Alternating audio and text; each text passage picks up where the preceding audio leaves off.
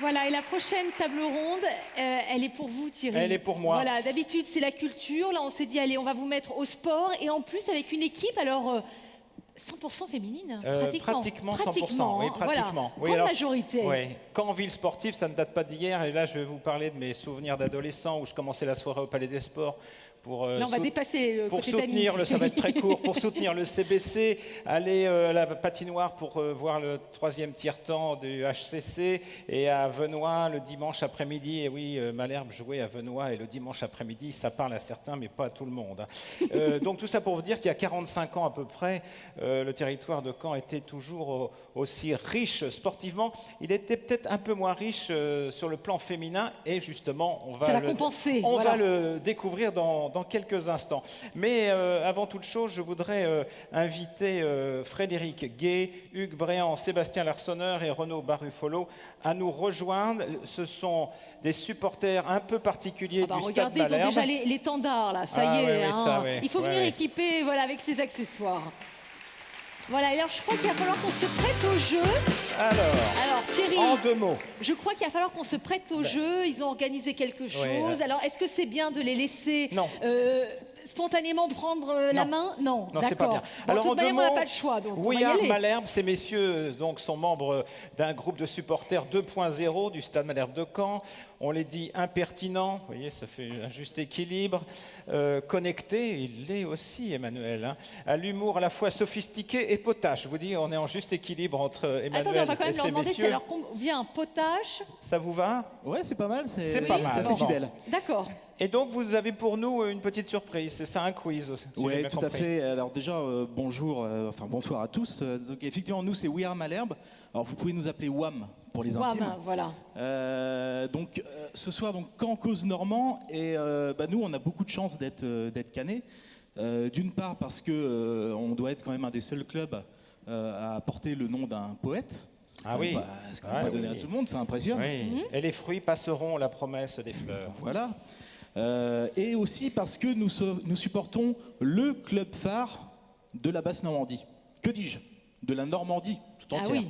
De la Normandie tout entière. Faut réactualiser là. Parce que, c'est pas demain la veille qu'on va voir un match de Ligue 1 de l'autre côté du pont de Normandie. Stop. Temps mort. Allons-y. Les hostilités sont ouvertes. On a énormément de respect pour nos amis havrais et rouennais. C'est juste que eux préfèrent le charme et l'authenticité des divisions inférieures. C'est tout à fait respectable. Vous savez qu'on est filmé, ça leur sera adressé, envoyé demain. Après, sur les réseaux sociaux, ça tourne en boucle. On a l'habitude. Bon. Bref, lorsque Caen la Mer nous a invités ce soir à intervenir, donc effectivement, on s'est dit qu'on allait vous mettre à contribution pour voir si vous connaissez bien le Stade Malherbe et les grands joueurs qui ont porté le maillot du Stade Malherbe. C'est pas gagné. Non, moi non plus. Je vous ai dit que j'étais grand supporter du CBC. Donc Thierry, vous gérez ça. Thierry, vous êtes plus basket et moi je suis plus rugby, donc ça va être un peu compliqué là. Bon, vous avez le droit de vous faire aider de la salle. Bon, ils sont nombreux, alors l'appel à un ami. Voilà. Donc on va commencer avec une première question au sujet de celui qui a été élu. Ouais, vous l'avez reconnu déjà. Il a été élu joueur malherbiste du siècle. Et donc la question est la suivante. Pour combien de clubs Xavier Gravelaine a-t-il joué? Oula. Alors pour ça, trois réponses, quand même, il y a trois réponses possibles. Réponse A, un seul, il n'y aurait toujours eu que le Stade Malherbe dans son cœur. Ça serait beau, hein. Réponse B, 16. Plus que 4 et on monte un championnat de Ligue 1 à son nom. La Ligue 1, Xavier Gravelaine serait un peu de gueule quand même. Et puis réponse C, 488, soit un club par match professionnel joué, ce qui ferait de Xavier Gravelaine le plus grand globe-trotteur du football moderne. Alors, on a l'embarras du choix, c'est n'appelle compliqué. Pas du tout d'amis pour partager la somme, j'ai la réponse. Alors Thierry. Parce que j'ai lu sur votre fiche. 16. Il n'y a pas le droit de tricher Thierry. Et effectivement, 16 clubs. Hugues, qui est là-bas, va nous expliquer un peu. Oui, alors Seb, merci. Bien sûr, Xavier a joué pour... Je suis par là, Hugues, où êtes-vous? Ouais, je suis là. Il est tout au fond, il n'est pas ventriloque, je suis là. Quel monde dans la régie. Il a joué pour quelques grosses écuries, évidemment, mais son plus beau fait d'armes, c'est d'avoir fait contribuer à la descente du Havre en Ligue 2. Toujours une source de bonheur, évidemment. Merci Xavier. Deuxième question. En Angleterre, lors de la saison du titre de Leicester, quelle est la distance moyenne parcourue par match par l'ancien Canet Et évidemment, entre nous, futur Ballon d'Or, N'Golo Kanté. 10 km. Alors là aussi, 3 réponses. 500 mètres, soit l'équivalent de la distance parcourue par le tram Canet en 90 minutes en heure de pointe. Il va falloir qu'on donne un droit de réponse Chiffre à Joël 2017, Bruno. on parle pas de ceux de 2018, évidemment. Réponse B, 10 km 5, comme la longueur des bouchons sur le périph' Canet le matin. Un impact carbone un peu moins important, on le concède aussi. Et enfin, réponse C, 250 km, soit l'équivalent d'un Camp Paris en train, mais sans le retard. D'ailleurs, à ce propos, on peut saluer tout de suite les usagers du Paris-Cherbourg qui sont très probablement bloqués à l'heure actuelle en gare de Mézières-Canon. Oui, je pense que c'est 10 km 500. Hein. Ouais. Alors, Plaignez-vous, réponse B. j'ai connu Caen sans périph. Alors. Alors, la réponse B, Quelle réponse? est-ce que ça serait celle de la salle? La réponse B, ça Oui, vous convient? voilà, a priori, oui. Alors, Oui, Sébastien, ici la régie, Sébastien. Vas-y. On me dit dans l'oreillette que le marathon des sables devrait prochainement se renommer Quand t'es dans le désert. Ouais, depuis trop longtemps, on sait. Alors enchaînons avec la 3e question sur un autre joueur inoubliable du Stade Malherbe. On va parler de Franck Dumas. Au cours de sa carrière, quelles sanctions Franck Dumas a-t-il cumulées? Alors là aussi, toujours 3 propositions. Réponse A, 55 cartons jaunes et l'obligation d'habiter au Havre, ce qui pique un peu les yeux. Oh, c'est Faut sévère, ça. pareil, le Oh là. concéder. Réponse B, un stade à son nom, mais à moult. On a la postérité qu'on mérite. Et enfin, réponse C, 6 cartons rouges et 26 mois ferme pour phobie fiscale. C? Non, Alors, je sais pas. Là, j'appelle C? un ami, là. Vous avez appelé un ami? Ah oui. Alors, C? ben, là, il y a 2 bonnes réponses. C'est la B et la C. Mais bon, voilà, quels que soient les petits tracas de Franck Dumas, il mérite bien sûr son entrée au panthéon de l'histoire de Malherbe.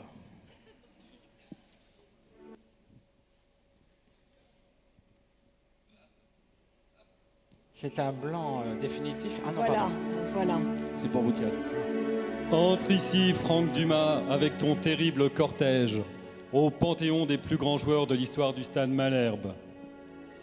Entre ici, toi le petit gars bien de chez nous, né à Bayeux et formé à Caen, qui a triomphé sur toutes les pelouses de France, avant de rentrer terminer ta carrière à la maison, ovationné par le Stade d'Ornano et porté en triomphe par tes partenaires, un soir de montée en Ligue 1. Entre ici, toi le défenseur à la technique somptueuse, aux relances millimétrées, au placement sûr. Car oui, Franck Dumas, les placements sûrs, ça te connaît. Toi qui as choisi de quitter Caen pour Monaco, son challenge sportif bien mieux payé qu'ailleurs, sa fiscalité paradisiaque, et malheureusement aussi ses casinos un peu trop accueillants.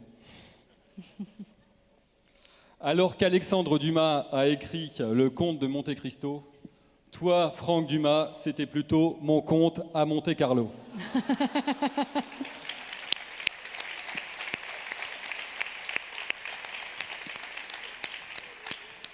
Remarque, pour un type qui est joueur et qui est normand, c'est assez normal d'être attiré par les bandits quand ils sont manchots. Non, mais il y a de l'esprit, hein. Ah oui, on essaye. Oui.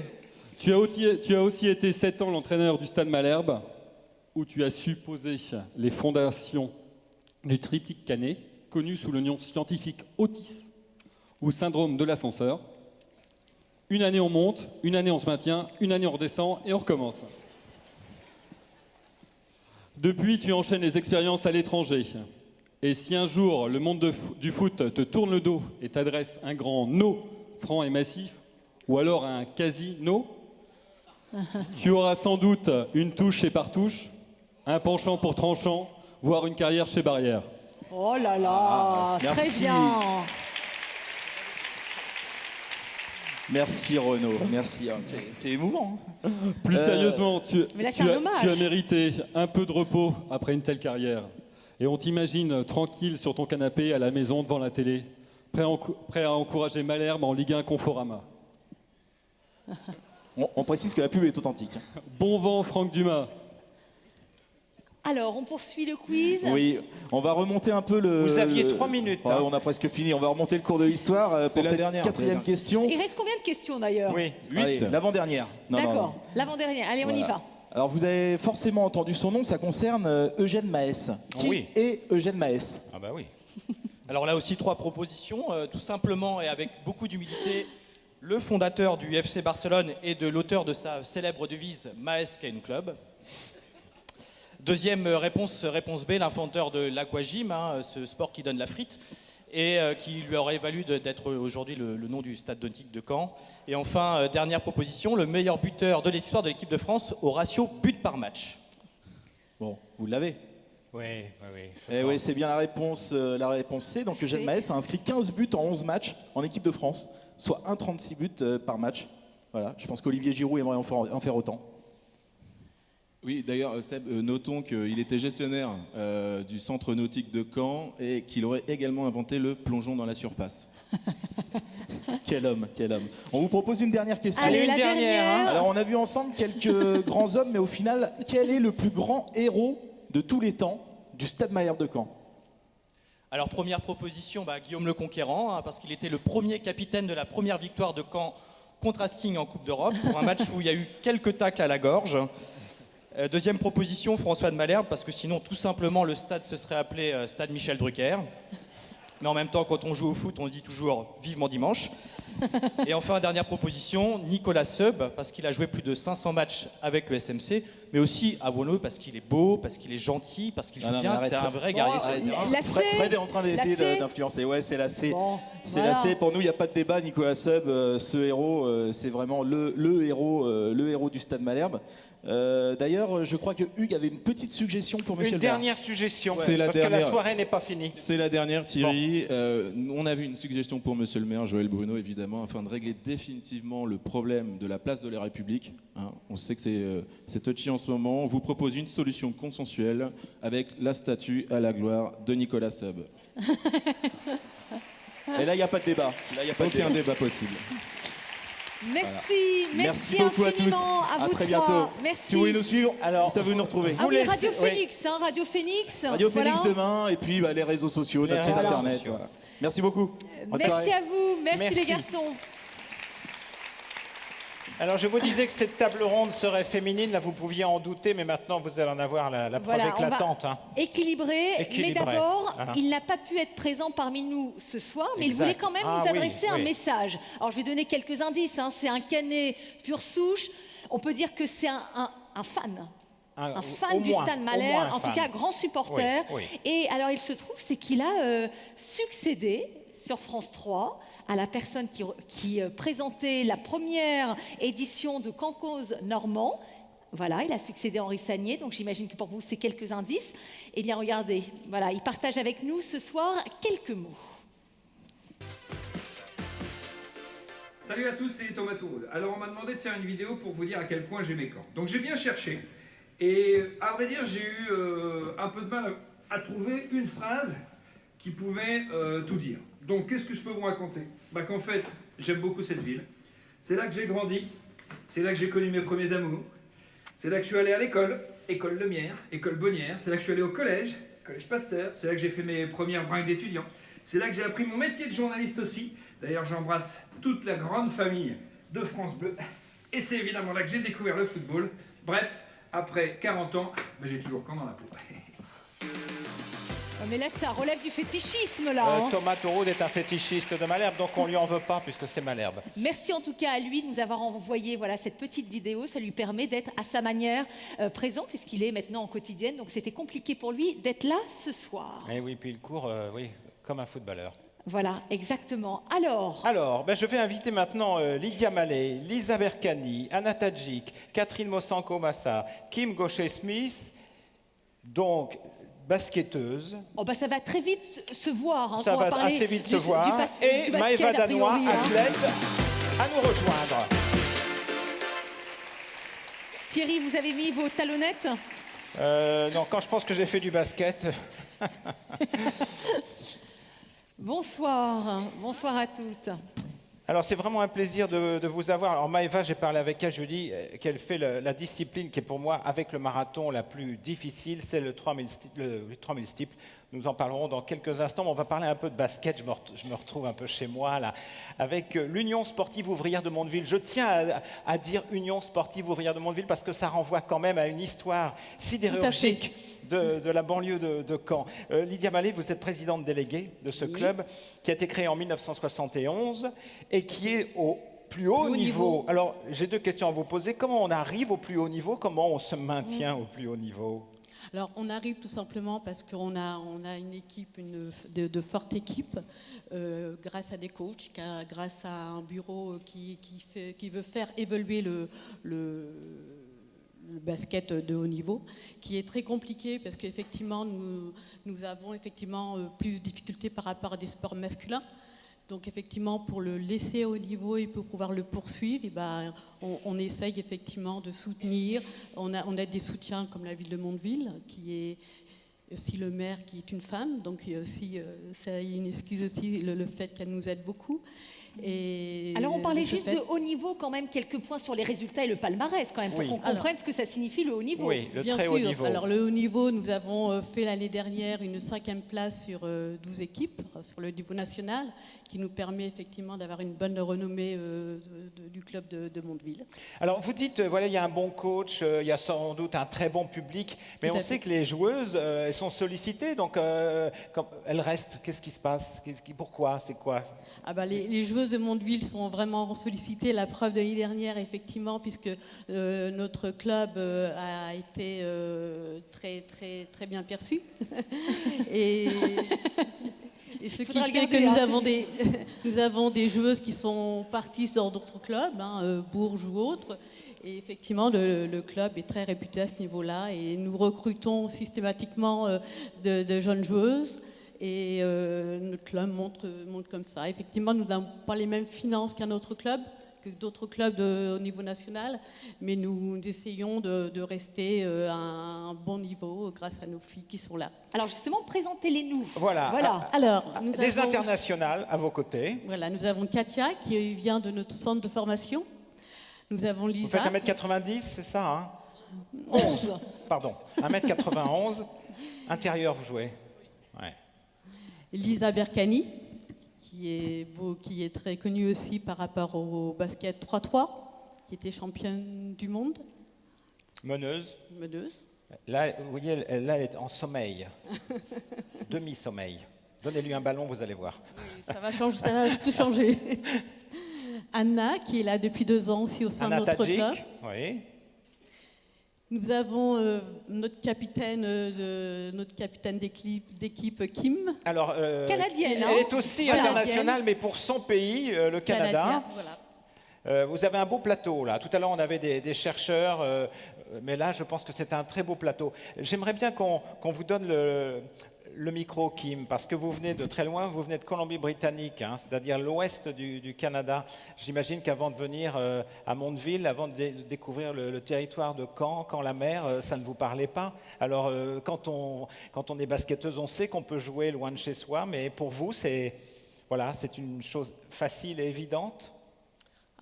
Oui, mon agent m'a proposé un bon contrat ici et c'est ma 3e année ici maintenant parce que là, je vais vraiment adorer Caen, le village et notre équipe ici. Pas un village, désolé. Je vous mets au défi de parler l'anglais comme elle parle le français. C'est ma 2e langue. N'est-ce pas? Allez-y, Kim, allez-y. Oui, et bon, notre équipe, ici, ça c'est le futur des équipes nationales de France. Les 3 ont la chance de jouer dans les JO en Paris. Alors là, ça c'est un cool projet pour moi. Qu'est-ce que ça représente pour vous de jouer ici, sur ce territoire? Pour moi, mais j'ai la chance de voir un autre pays, d'être ici, d'apprendre un peu plus mon français. Et oui, c'est une région pour moi avec Juno Beach et tout ça, ça me touche beaucoup. Oui, je me suis vraiment enchantée, on peut dire ça, d'être ici. Merci beaucoup. Alors, on va parler à nos internationales françaises maintenant. Catherine, on va commencer par vous. Quand vous portez un maillot de l'équipe de France, c'est la fierté évidemment de le porter, mais vous avez aussi une petite pensée pour votre club ou à ce moment-là, vous êtes tourné vers la France absolument? Moi particulièrement, j'ai une grosse pensée pour mon club parce que ça fait 6 ans que je suis à Mondeville et j'ai tout appris ici. Donc voilà, c'est une fierté. Quand je porte le maillot de l'équipe de France, voilà, je pense tout d'abord à mon club. Lisa.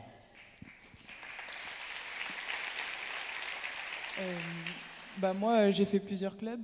Du coup, quand j'ai le maillot de l'équipe de France, je pense à tous les entraîneurs que j'ai eus et qui m'ont poussé et qui m'ont emmené ici. Et du coup, je les en remercie. Un bon club, et on va dire que voilà, le club de Mondeville est un bon club, c'est quoi? C'est un bon team, un bon coach, un bon public, c'est quoi? Un bon mental, un bon état d'esprit? Qu'est-ce qui fait, par exemple, qu'à Mondeville, vous vous plaisez? Mondeville, avant que ce soit un club professionnel, je pense que c'est vraiment un club familial. Et je sais que moi, c'est ce que je recherchais en sortant d'un centre de formation, vu que je suis encore jeune. Du coup, c'est avant tout une famille et du coup, c'est ce qui m'a attiré ici. Merci. Anna, alors vous, c'est votre deuxième saison, hein, c'est ça, à Mondeville, je ne me trompe pas? C'est ça. Oui, alors voilà, vous vous sentez bien, parce que quand on re-signe, vous aviez pour 2 ans ou vous avez re-signé? J'ai signé 3 ans. Oui. Voilà. Mais c'est mon premier contrat. Avant de venir ici, j'étais à l'INSEP, à Paris. J'ai suivi le cursus fédéral classique. Meilleure joueuse de l'INSEP, hein, quand même. Oui. Oui. Mais oui, il faut le dire. Oui, mais le basket est un sport co. Alors, vous savez, les individualités, ils se disent, moi, je suis au service d'une collectivité. Puis, vous êtes d'un grand pays, vous jouez dans un grand pays de basket. Hein. Vous êtes né à Belgrade, c'est ça, hein? Ouais, c'est ça. Ah ouais. Je suis arrivée en France. Rapprochez le micro qu'on vous entende bien. Je suis arrivée en France pas par hasard. Enfin, mon père a fait du basket, du coup j'ai continué en France parce que le basket féminin en France est très valorisé par rapport à d'autres pays en Europe.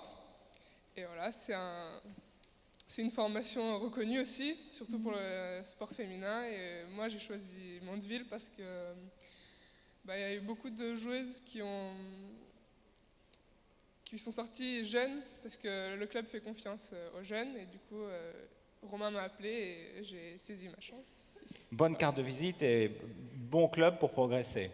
Voilà. Qu'est-ce qui manque au sport féminin aujourd'hui pour avoir autant de visibilité que le sport masculin, selon vous? Qu'est-ce qu'il faudrait faire de plus, de mieux? Peut-être Lydia, sinon, parce que je vois Lydia qui... Si, Lydia, elle a des idées, là. Alors?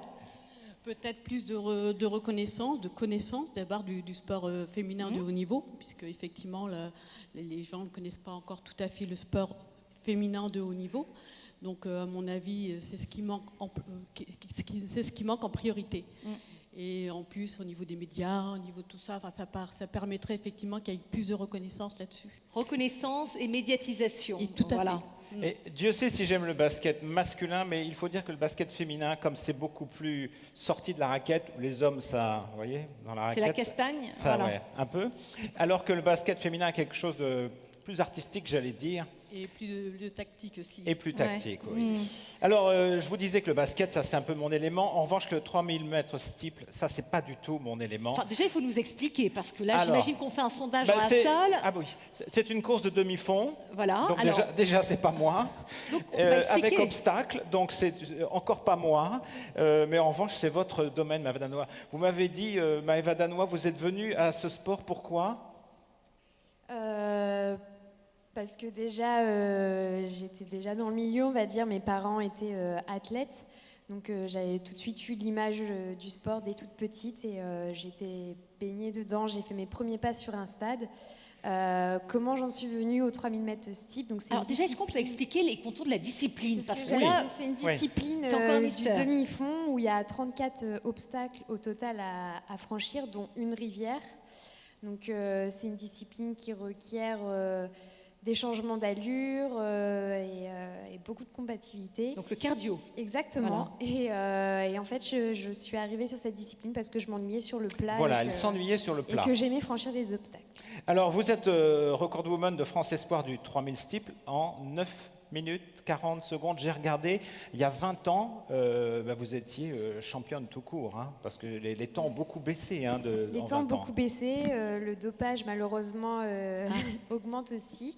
Mais voilà, je garde espoir et j'ai dans ma tête, forcément comme les filles du basket, les Jeux de Paris 2024. Et ça serait grandiose de pouvoir y participer, pouvoir y prétendre. En plus que ça sera également les 80 ans du débarquement 6 juin 44. Donc pourquoi pas voir arriver la flamme olympique par les plages du débarquement. Vous vous souvenez de vos premiers entraînements? Les premiers entraînements à l'entente athlétique Mondeville-Hérouville, d'emblée, vous avez senti que vous pouviez aller très loin? Racontez-nous ces premiers entraînements. Alors, ça fait que 3 ans que je suis dans le haut niveau, mais j'ai fait mes premiers pas au stade de Caen. Et comment dire, je suis un peu dispersée. Et cette formation, qu'est-ce qu'elle a changé dans votre trajectoire, justement, de sportive? Alors, j'ai intégré l'INSEP il y a 3 ans. Et ça m'a permis de me professionnaliser. Donc aujourd'hui, j'ai mon emploi du temps qui est vraiment collé pour faire du haut niveau. Je m'entraîne 2 fois par jour et au-delà de ça, voilà, le sport, ça cultive énormément de valeurs qu'on a pu retranscrire au cours de cette soirée. Donc, lesquelles? Le dépassement de soi, l'abnégation, la tolérance. Après, il y a des valeurs de la vie de tous les jours que la tout le monde persévérance, cultive. Exactement. Donc on retrouve également dans le milieu professionnel. Donc voilà, je pense que le sport a sa place dans cette soirée. Donc on pouvait vous voir il y a encore 4 ou 5 ans courir le long du canal qui va de Caen à la mer, par exemple. C'était quoi vos lieux de prédilection? Le canal, la prairie. Il y a des endroits magnifiques, la forêt de Grimbaud, le bois de l'Ébizet, Hérouville-Saint-Clair. Non, il y a des coins magnifiques en Normandie et c'est toujours une bouffée d'air pur. J'aime beaucoup revenir faire mes footings avant de partir sur des compétitions internationales. Voilà, je pars la semaine prochaine au championnat d'Europe en Slovaquie. Donc c'est aussi transporter la Normandie au-delà des frontières françaises et brandir le drapeau de la Normandie. Oui, et vous parliez juste... Et puis vous me disiez à l'INSEP, c'est plus pollué qu'à Caen. C'est vrai que Paris est un peu plus pollué que Caen, donc voilà, c'est pour ça, comme je vous disais, que je reviens ici prendre ma bouffée d'air pur avant de partir sur des échéances importantes. Et quand vous parlez juste d'air pur, vous aimez les jours où il y a du vent particulièrement, hein, oui. Parce que ça vous... C'est vrai que l'année dernière, les championnats de France ont eu lieu à Marseille, donc il y avait un très grand Mistral. Et voilà, le fait d'être normande, ça m'a pas perturbée. Et disons que non, ça a été plutôt un atout, puisque j'ai remporté le titre. Alors, ce que Maëva ne vous dit pas, c'est qu'elle, non contente de faire le 3000 steeple, vous faites aussi du cross-country, comme si ça ne suffisait pas, et là, vous partez pour les championnats d'Europe, du coup, à Samorin, en Slovaquie, dimanche prochain. Voilà, elle ne ferait pas de basket vu sa taille, mais c'est une grande championne aussi. Merci beaucoup, merci d'être venue sur ce plateau. Merci. Voilà, merci à vous toutes. Et on vous souhaite évidemment le meilleur pour vos prochains challenges sportifs. Voilà. Alors la première table ronde était dédiée à l'économie, à cette dynamique d'expansion entrepreneuriale. Je vous propose désormais d'accueillir le directeur général de Google France. Tout simplement, alors pourquoi? Parce qu'il a choisi Caen pour venir s'exprimer sur la transformation numérique les 1er et 2 décembre prochains à la bibliothèque Alexis de Tocqueville. Merci à lui pour sa présence ce soir. Je vous propose de l'accueillir chaleureusement.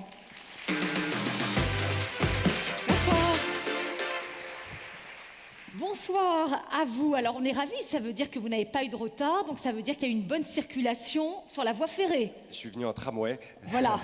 Donc, et a priori, donc, par rapport à ce qu'on disait tout à l'heure, fluidité, pas de retard, donc merci pour votre présence.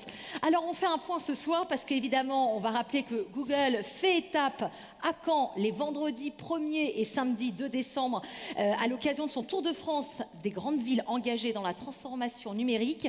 Alors la première question, c'est pourquoi avoir choisi Caen? Merci beaucoup. Je suis très heureux d'être là. Donc, j'ai pris la direction de Google France il y a quelques mois. Je travaille depuis 12 ans chez Google et j'étais en Californie depuis 7 ans. Et une des choses qui frappe quand on habite dans la Silicon Valley, c'est que toutes les semaines, il y a des tours et des visites qui essayent de comprendre quel est le secret de la Silicon Valley. Est-ce qu'il y a une sauce secrète qui peut être répliquée? Et quand on a parlé avec les équipes ici, ce qui nous a vraiment frappé sur ce qui se passe à Caen, c'est qu'il y a un écosystème où tout le monde se parle. Il y a des entreprises, il y a des universités, il y a une recherche, il y a des pôles d'attractivité, il y a une confiance entre les différents acteurs et il y a une vraie volonté de tous les acteurs de travailler ensemble. Et à chaque fois, on voit que c'est vraiment la recette miraculeuse qui permet d'accélérer l'innovation. L'innovation ne s'impose pas, elle se suscite et cet écosystème a une grande part. Et donc, c'est sans surprise qu'on voit des projets comme les puces NFC et d'autres initiatives qui sont nées ici et qui, à notre avis, contribuent à cet écosystème. Alors justement, expliquez-nous en quoi Caen est une ville stratégique pour la transition numérique. Donc cette transition numérique, c'est un des grands enjeux en ce moment pour la France. On parle beaucoup de transformation depuis quelques mois, avec la conviction aujourd'hui que la formation est un des éléments les plus importants pour accompagner la réussite de cette transformation numérique. Donc comme vous le disiez, on a décidé d'aller dans 100 villes cette année pour former plus de 70 000 personnes.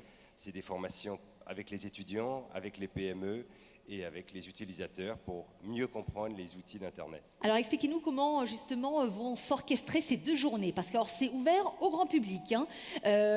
Alors si on doit définir, je crois qu'il y a 4 pôles qui sont prévus sur 2 journées, accès ouvert à tous, c'est l'idée? Absolument. Je pense que ce qui est important avec cette transformation numérique dont on parle, c'est que ce n'est pas juste pour une certaine audience, c'est pour absolument tout le monde, pour mieux comprendre et maîtriser ces outils. C'est important pour les étudiants, pour avoir ces compétences, trouver un premier job, avoir ces compétences. C'est important pour les PME, avec de nouveau un discours plus simple pour comprendre en quoi avoir un site Internet permet d'avoir un site qui va pouvoir avoir des nouvelles audiences, de pouvoir exporter, de pouvoir augmenter le chiffre d'affaires. Et pour beaucoup d'utilisateurs, que ce soit des jeunes enfants, il y aura des cours de code ou des utilisateurs qui n'ont jamais encore eu de compte email, les accompagner et faire les premiers pas sur Internet. Alors on peut faire un point quand même sur les 4 pôles qui seront proposés. Donc d'abord c'est le lab. Donc là c'est dimension entrepreneuriale, économique. Tout à fait. Sur toutes les innovations qui sont là, c'est accompagné avec par exemple quels outils permettent de comprendre quelles sont les audiences sur votre site Internet, à quelle heure les personnes recherchent et toutes les informations et les outils qui vont permettre de donner l'innovation qui va leur permettre les bonnes décisions. Deuxième pôle, l'auditorium. Donc là, qu'est-ce qui sera proposé au grand public? L'auditorium, c'est des cours, donc plein de classes que j'évoquais tout à l'heure, que ce soit pour les plus jeunes avec des cours de code, avec comment se protéger sur Internet, les mots de passe et tous les outils. Des ateliers pratiques et évidemment des rencontres interactives. Est-ce que vous avez déjà, allez, on va se projeter, des exemples d'innovation qui vont changer notre vie dans quelques années? Vous êtes en train de travailler justement, j'imagine que vous êtes dans une démarche prospective. Oui, évidemment, on regarde avec beaucoup d'attention tous les usages et ce qui est en train de se développer. Et je pense qu'en ce moment, un des sujets les plus intéressants est ce qui est en train de se passer avec la voix, de voir que finalement, Internet, qui a commencé il n'y a pas très longtemps, début des années 2000, l'accélération sur des ordinateurs, début des années 2010, l'accélération des usages sur les téléphones mobiles. Et là, 7-8 ans après, on voit déjà une accélération avec la voix. 20% des requêtes sur les téléphones portables se font à travers la voix et on voit une accélération avec ça. Et donc, vous verrez demain avec Google Home, par exemple, qui est un de ces outils qui montre à quel point on peut réinventer un certain nombre d'usages uniquement en interagissant avec la voix. Voilà, première journée, donc demain, rendez-vous, vendredi, samedi, bibliothèque Alexis de Tocqueville. Vous la connaissez cette bibliothèque? Pas encore. Eh bien vous allez voir, elle est juste, mais grandiose et magnifique. Et alors on va rappeler quand même juste l'information pratique, c'est de 9h à 19h. À 18h, je crois. À 18h. Il me semble. Oui, exact, Tout à vous fait. avez raison. 9h à 18h, demain voilà. et samedi. Et alors le meilleur message pour fédérer justement tous ceux qui sont dans la salle à venir à votre rencontre demain, ce serait lequel? J'espère que je n'ai plus à vous convaincre et que vous êtes déjà tous convaincus. Évidemment, c'est de vous accompagner, c'est la volonté et la conviction qu'aujourd'hui, tous ces outils peuvent être utilisés. parce que Jennifer est dans la salle. Oui, voilà. Eh bien, écoutez, donc, ouais. c'est en oui, on effet, est non, mais c'est un élément de dispersion. Hein. Le point principal, c'est la conviction qu'aujourd'hui, un certain nombre de ces outils vont permettre de créer des innovations qui vont créer des PME, des innovations, des nouvelles technologies qui vont se développer, et deux, la conviction qu'en continuant à fédérer l'écosystème que vous avez construit ici, vous allez continuer à écrire des chapitres magnifiques. Eh bien, on sera au rendez-vous demain. Merci infiniment pour votre présence. Merci beaucoup. Très belle soirée à vous. Merci.